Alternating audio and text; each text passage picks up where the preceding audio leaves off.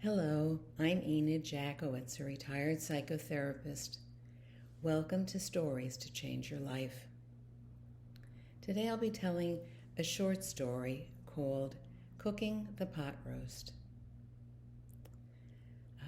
So one day a mother was teaching her daughter how to make the pot roast that their family had been making for many, many generations.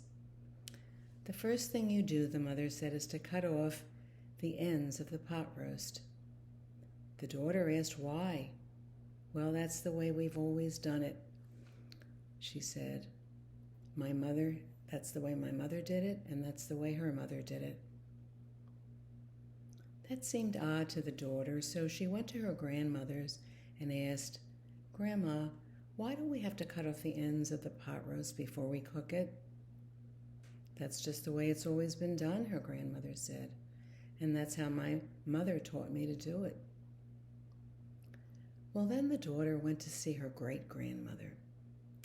"Granny, can you tell me why do we cut off the ends of the pot roast before we cook it?" The elder woman said, "Oh, honey, when I was first married, the pot I had wasn't big enough for the whole roast, so we always had to cut the ends off so that it would fit in the pot."